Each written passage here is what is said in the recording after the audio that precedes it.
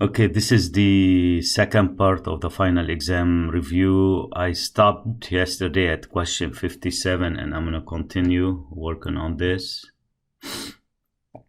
So 58, the table available below shows the heights in pounds for a sample of vacuum cleaners. The weights are classified according to vacuum cleaner type. At alpha equals 10%, can you conclude that at least one mean vacuum cleaner weight is different from the others? This is analysis of variance test, ANOVA test. So this is the data set.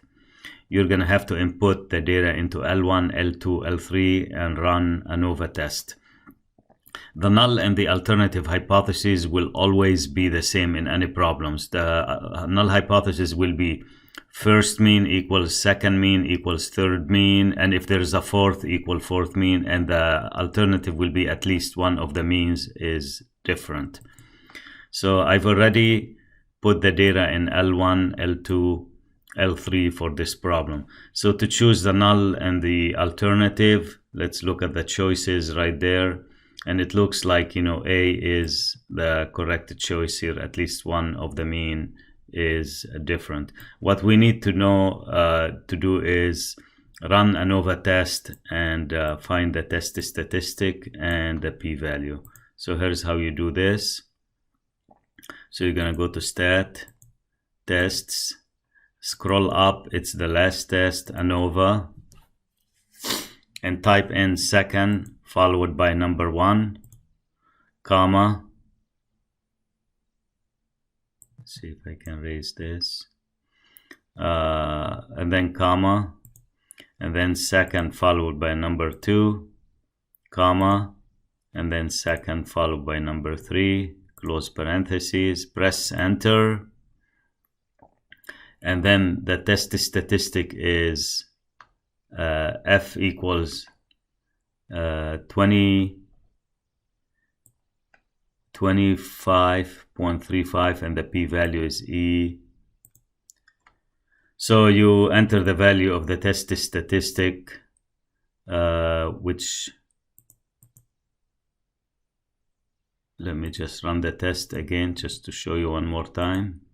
So it's ANOVA, and you make sure to enter second number 1, comma, second number 2, comma, second number 3, close parentheses, and the test statistics 25.35. The p-value, you see E minus 5, which means you have to move the decimal 0.5 digits to the left. So this is 0.000015, which is 0.00.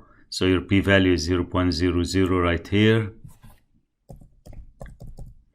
And then you reject the null hypothesis because the p-value is alpha. And since the claim happened to be in the alternative hypothesis, you support the claim. So there is enough evidence to conclude that the mean weights vary across vacuum cleaner types. You could have done this problem in StatCrunch as well. Let me show you how to do that in StatCrunch. So I'm going to open it in StatCrunch.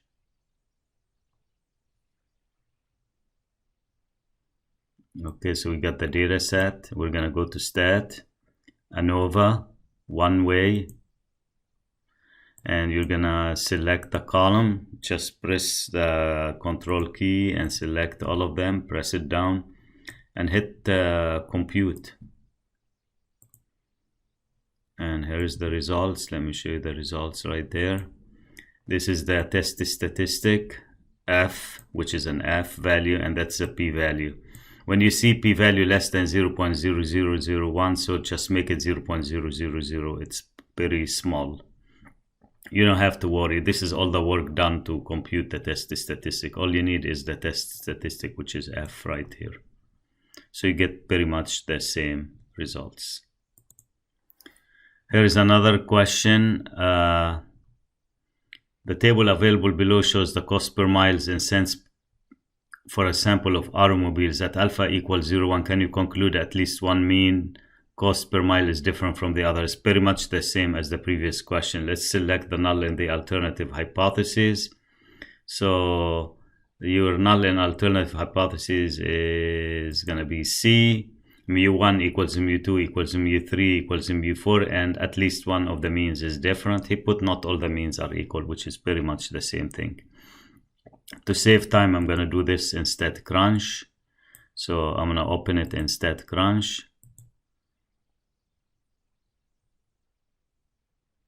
And I'm going to go to Stat, ANOVA.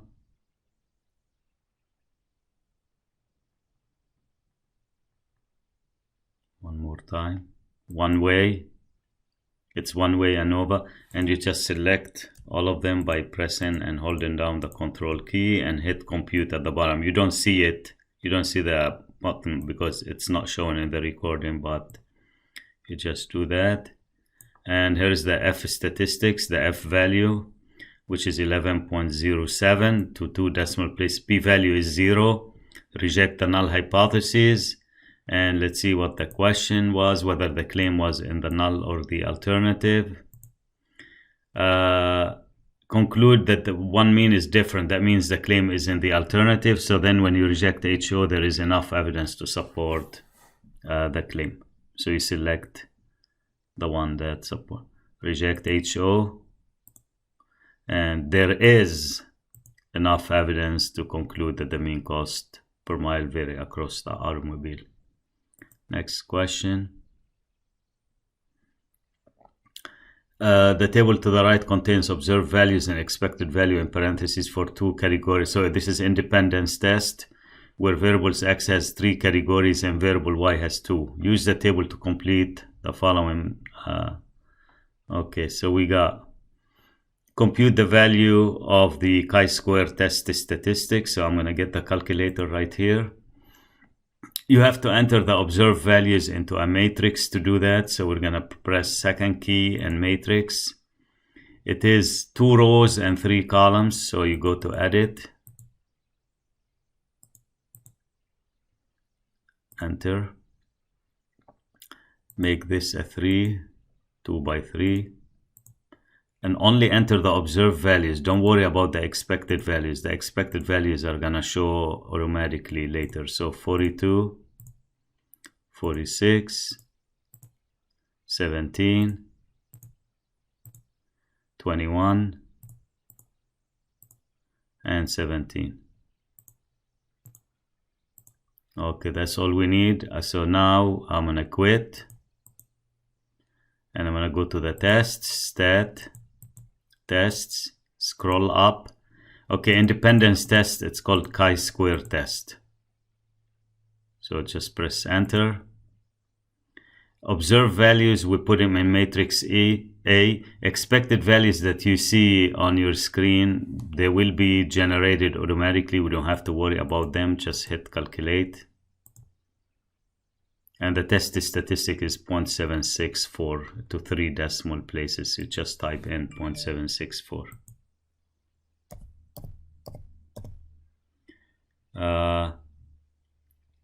Test the hypotheses.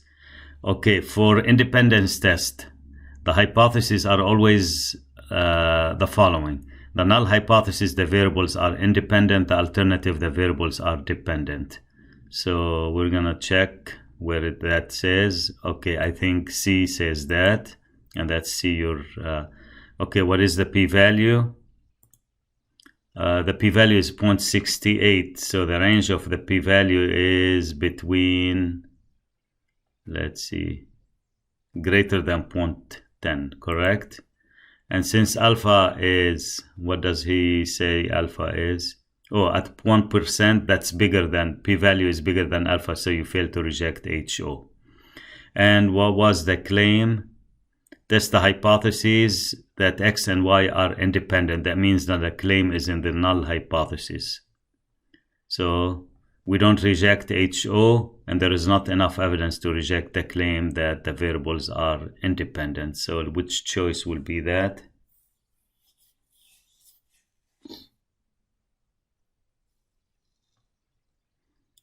Okay, there is not sufficient evidence. It will be A. All right, so this is how you do that using the calculator. You could do that using StatCrunch as well. Let me show you how. That will be done in StatCrunch.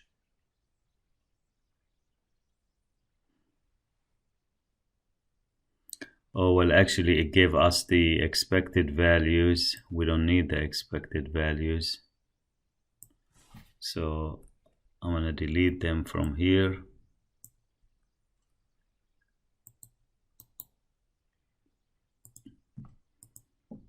Okay, so now you go for StatCrunch, you go to Stat, Tables, Contingency Table with Summary.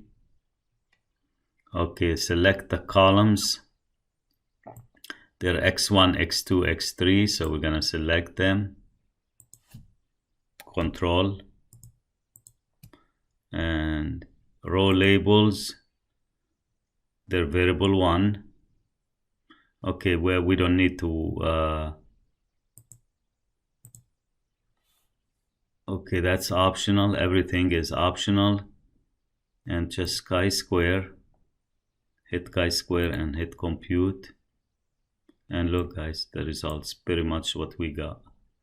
0.7637 and p-value is 0.6826, which is bigger than 1%, so you fail to reject the null hypothesis. Okay, so that's how we do this. Next question. Test whether mu1 is less than mu2 at alpha equal 2% level of significance. Assume population are normally distributed. And we got N32, N25, N1, and that's N2, X1 bar, X2 bar, S1, and S2. Okay, this is a 2-sample t-test, guys. So I'm going to just bring the calculator, determine the null and the alternative hypothesis. So the null will be mu1 greater than or equal to mu2, and the alternative will be mu1 less than mu2. So which one is that gonna be? It's B, as you can see. And then we'll just run the 2-sample t-test. If he doesn't say assume population variances are equal, not equal, you assume that it's a no by default when we use the 2-sample t-test. So let me just bring the calculator up. Move this a little bit to the right. And then you go stat, tests, 2-sample t-test.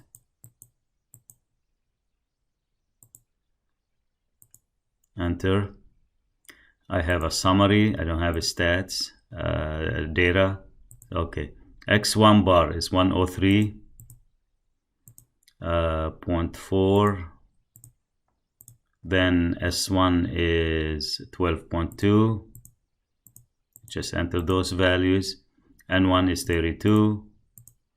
Then you go to X2 bar, it's 114.5.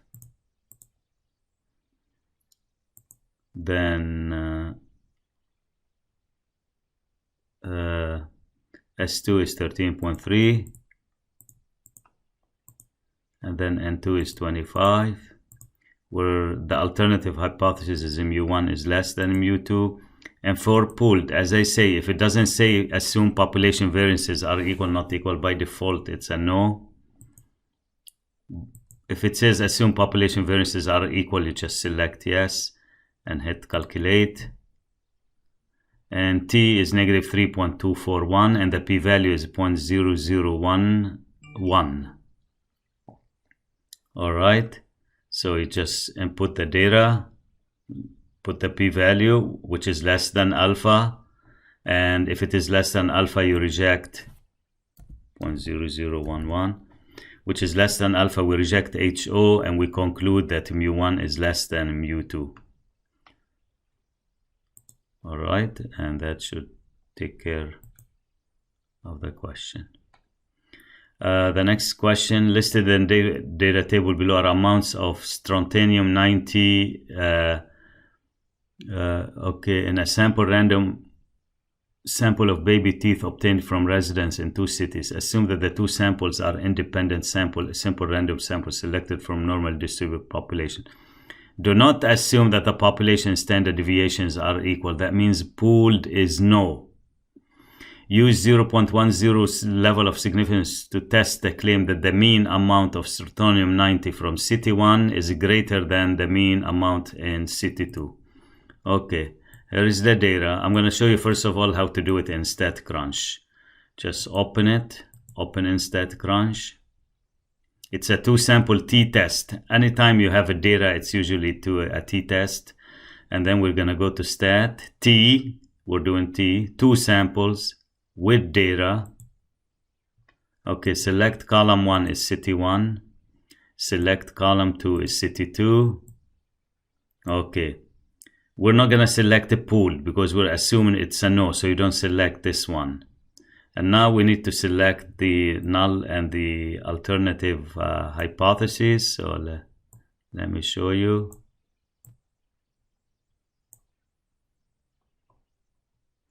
Okay, we need mu1 to be greater than mu2 because that's what the claim is. City 1 is greater than city 2. So you just select this sign right here, greater than.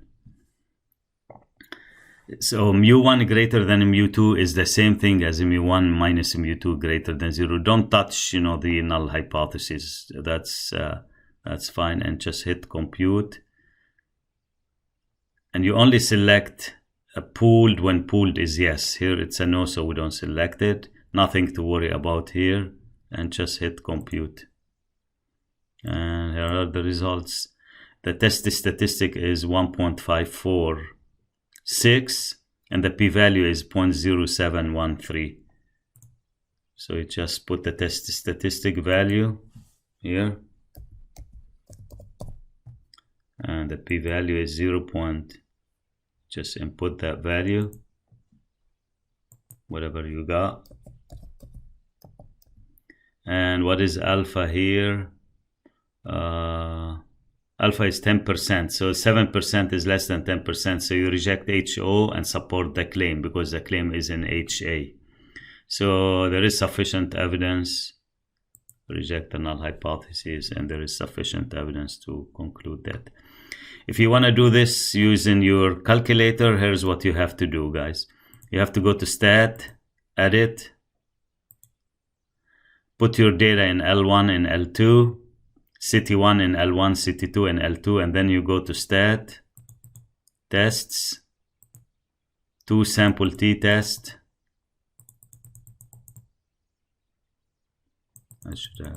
I scrolled up, I should have scrolled down. Okay.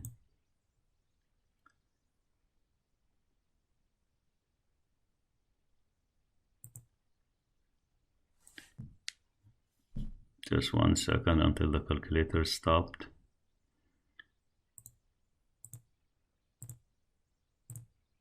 Here you go, 2-sample t-test. So data, L1, L2, don't change the frequencies, never. We need to check that mu1 is greater than mu2, so you have to select that, enter. Pooled is no, and then hit calculate. And once you hit calculate, you're gonna get the same results as I got using StatCrunch. Okay. Determine whether a normal sampling distribution can be used for the following sample statistics. If it can be used, test a claim about the difference between two population proportion.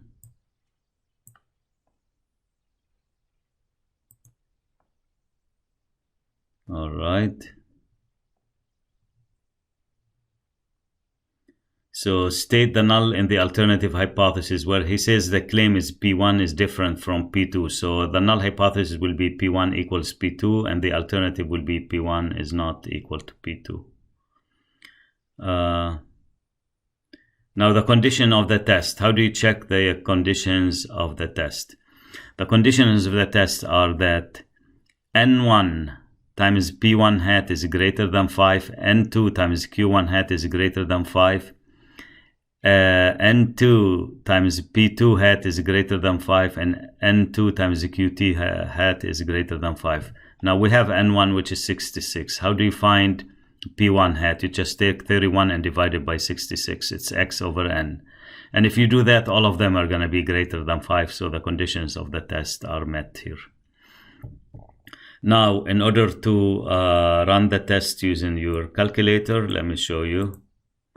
You go to Stat, Tests, and it's a 2 proportion Z test. That's a very important test. Enter. X1 is 31. X2 is 66. Sorry, N1 is 66. X2 is 29. And N2 is 71. And we need to do the alternative to be different from. You select that, hit calculate. And you get the test statistic Z to be 0.72. The p-value is 0.4703, which is bigger than alpha. You fail to reject the null hypothesis. And if you fail to reject the null hypothesis, you cannot support the claim when the claim is in HA. So there is not enough evidence to support the claim. And let me show you guys the results. Since there is not enough evidence to support the claim. Okay. So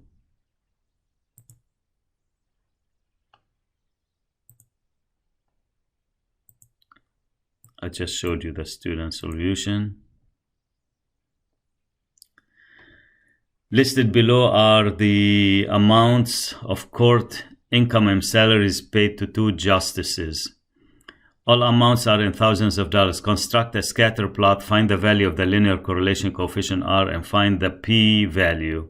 Is there sufficient evidence to conclude that there is a linear correlation between court incomes and justice salaries? Based on the result, does it appear that justice might profit by levying larger fines? So this is correlation and regression. You have the x values and you have the y values, and you would need to find the correlation coefficient. I'm going to show you how to do this using StatCrunch first. Open in StatCrunch.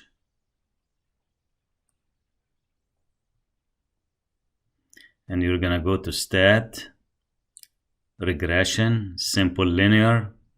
You're going to select the x variable, which is court income, the y variable, which is justice salaries.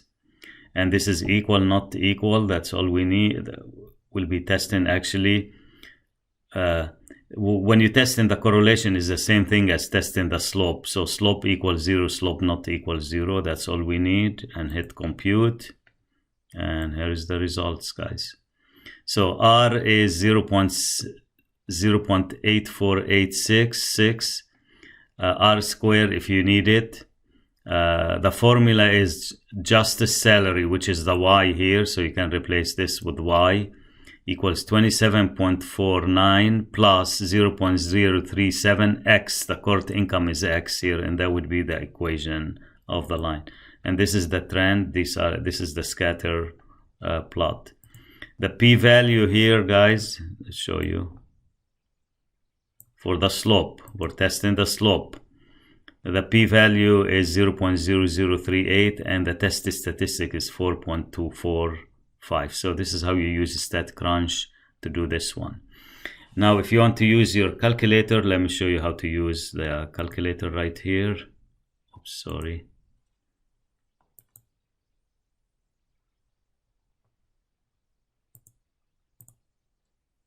Just one sec. Okay, I put the data in L1 and L2, and here is how you run the test using the calculator. You can go to Stat, Tests, scroll up. It's linear regression t-test. Okay, L1, L2, all you need to choose the alternative hypothesis. Since he says, is there sufficient evidence to conclude there is correlation? He didn't say positive or negative. They choose not equal to 0. If he says positive, it will be greater than 0. If he says negative, less than 0, but nothing, just correlation means not equal to 0. And hit calculate, enter. And here you go, guys. Same results as StatCrunch. T is 4.245. The p-value is 0.0038, which is less than alpha. If the p-value is less than alpha, then you can conclude that correlation is significant. And the equation of the line y equals a plus bx, here's the a and here's the b, and he also gives you r. If I scroll down, watch, here's r square and here's r, so you get everything. Another way to get r and r square, guys, and the equation of the line is to go to stat calc and number 4. Let me show you.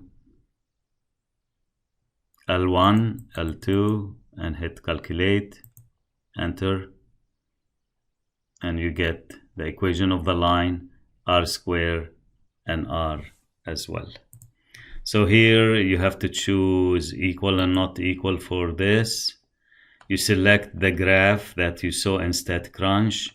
The linear correlation coefficient, I think it was 0.84. The test statistic was 4.45. You just round to 3 decimal places.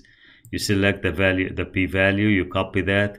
And because the p-value is less than the significance level, there is sufficient evidence to support the claim.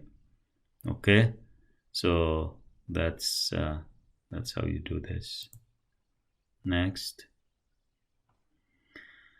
the National Football League Combine is a forum in which players who want to play in the NFL demonstrate various skills. One skill that's measured is the 4-yard dash. The following data represents the 4-yard dash times in seconds for a random sample of 12 people at each of the following position: cornerback, safety, running back, and wide receiver. Complete parts A through E. So let's see the data set. There you go. Okay.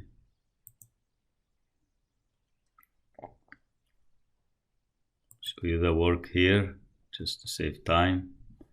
So what's the variable of interest here? It's one skill that's measured is the 40-yard dash time. That's what we're interested in. Determine the type of variable. Well, it's a measurement, so it's a quantitative measurement. Suppose we want to know whether there is a difference in the 40-yard dash times among these 4 positions. When you have 4 data sets, it must be an ANOVA, analysis of variance. So he wants to check if there is a difference. As I told you previously, guys, HO will be all the means are equal. H1 or HA will be at least one of the mean is different from the others. So that's the one. Now, how you're gonna get the test statistic and the p-value? Well, he's asking us to state the requirement of the test. The requirement of the ANOVA test: the samples must be independent, which they are. The samples must be random, they are. And then they assume that the population are normally distributed, which that's what we have here. So the population are normally distributed and have the same variance. So these are the assumptions of the test. Now, how do you run the test? I'm just gonna, for the sake of time, I'm gonna do it using StatCrunch, because I have to enter the data in L1, L2, L3, and L4 and run ANOVA on the calculator. But for this one, okay, let's see, I think I'm gonna delete those because they're gonna cause issues here. Just want to, okay, let's see if this is gonna work now. That should work. This is the data. So let me go stat, ANOVA, one way. We're only doing one way.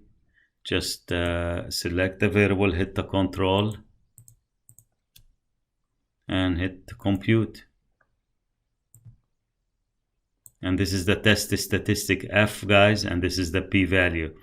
And he's asking what was the claim. Let's see.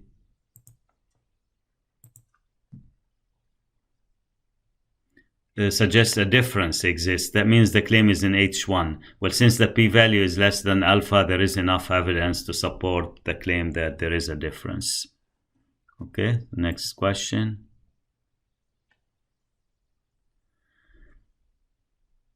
The length of a 10-year-old female upper arm is approximately normally distributed with a mean of 30.7 centimeters, standard deviation sigma 2.1 centimeter. Completes parts A through C. Draw a normal curve. So when you draw a normal curve, you put the mean in the center, 30.7. And since the standard deviation is 2.1, you add 3 standard deviation to the right and 3 standard deviation to the left. So it appears to be C here. Shade the region that represents the proportion of 10-year-old female whose upper arm length is less than 29. So this is the 28.6, so it's a little bit below, above 28.6 and to the left right here. You can see that, guys, so that's A. Suppose that the area under the normal curve to the left of x equals 30 is 0.3694. Provide 2 interpretation of the results. So the proportion of 10-year-old who have an upper arm of length 30 or less is 0.3694, or you can write it's as a probability. Remember, proportion or area means a probability. The area that a randomly selected 10-year-old has an upper arm which is 30 or less is 0.364. So that's a multiple choice question. Next question. The mean gas mileage for a hybrid car is 56 miles per gallon. Suppose that gasoline mileage is approximately normally distributed with a standard deviation of 3.2. What proportion of hybrid gets over 61? So here we need the probability that X is greater than 61. You will have to do normal CDF, and then you need the lower bound, which is the 61. The upper bound is the sky is the limit, and then the mean, which is 56. And what does he say the standard deviation is? 3.2. So you just do it on your calculator right here. You go to second, this variable, normal CDF, enter. So you enter the lower as 61, the upper is 1,000,000, the mean is 56, and sigma is 3.2. And then you just paste, hit enter, and you get the results. 0.0591. Proportion of hybrids that gets 52 miles per gallon or less. Or less, it's gonna be normal CDF. Less, you have to start with -1,000,000, then 52, then the mean, which is 56, then 3.2. Let's see. Proportion of hybrid who gets between 59 and 61. So that will be normal CDF. 59 is the lower bound, upper bound is 61, the mean is 56, and then 3.2. Probability randomly selected hybrid gets less than 64. Again, normal CDF. Less, you begin with negative number as large as you can. 46, sorry. And then 56, and then 3.2. Any other question here? That's it. So this is how you do that. A researcher wishes to estimate the proportion of adults who have high-speed internet access. What sample size should be obtained? She wishes her estimate to be within 0.02 with 90% confidence.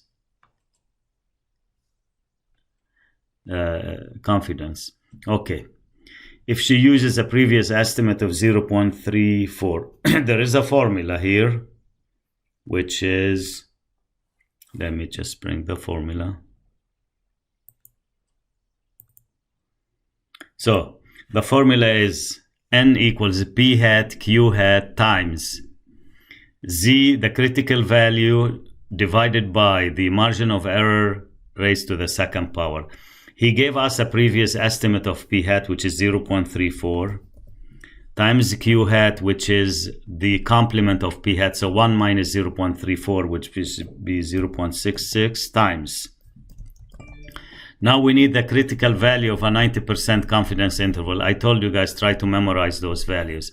For 90%, it's 1.645. For 95 is 1.96. And for 99% is 2.575.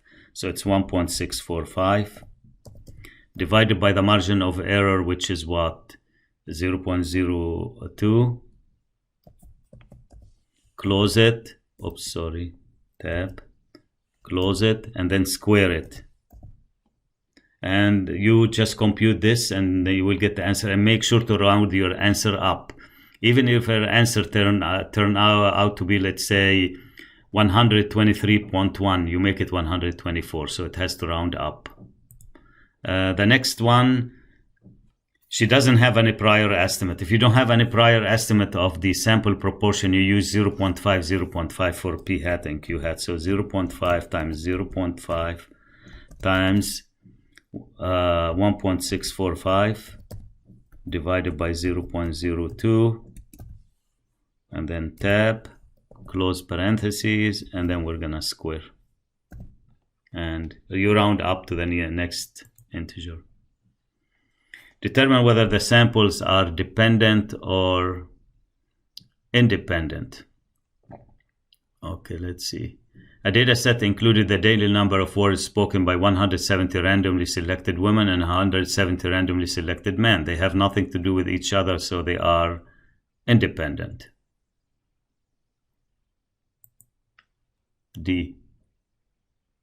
Next. The following data represents the pH of rain of a random sample of 12 rain dates. A normal population plot suggests that the data could come from a population that is normally distributed. A box plot indicates that there are no outliers. Okay.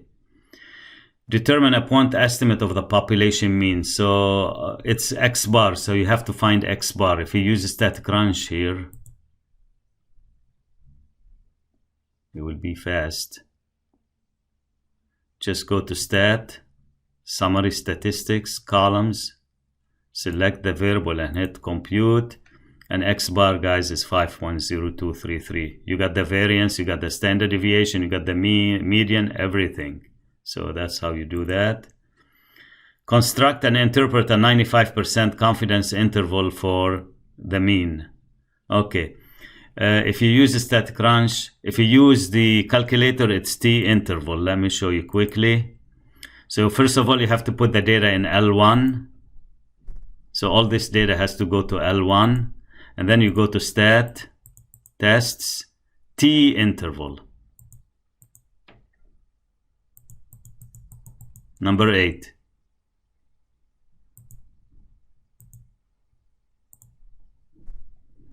You choose data because you have data, you don't have summary, L1, and just enter the confidence level, which is 95. And that's how you do it in the calculator. But using static crunch, guys, it's even much faster. Watch. You just go to stat, T-stat. It's at you only use Z-stat when he gives you population standard deviation. One sample with data, choose the variable. And now I'm gonna move this up so you can see what we're doing. A confidence interval right here, 95%. Compute. And here's your confidence interval. That's a lower bound and that's the upper bound. 4.748 is the lower bound and 5.298 is the upper bound. And the conclusion is there is a 95% that, okay. There is a 95%. Oh, it is 99% confidence, he said. Let me see. Oh, 95%. So you just select. There is a 95% confidence that the true mean is between the two values that we found. Okay. And now another question, 99%. So you just do a 99%. When the confidence level changed and it goes higher, then the interval will become wider. So that's what you need to select for this one. How do you find the mean? Just he's asking you for the question 71 to find the mean. Let me just show you the completed work here. The mean is 10.1, and it does represent the center because it's very close. It's the average. The median is 9.9, which is very close to the mean. When the mean and the median are very close to each other, then they do represent the center. What's the mode here? The mode is 9.8. Okay, 9.8 it does not represent the center here because it is the smallest data value. If it is the smallest or the largest and it's not in between, it will not represent the data center itself. And the range is the difference between the largest and smallest value, mean, standard deviation. You could do that with StatCrunch. Let me just show you. Or you can put it on your calculator. So with StatCrunch, you just do this.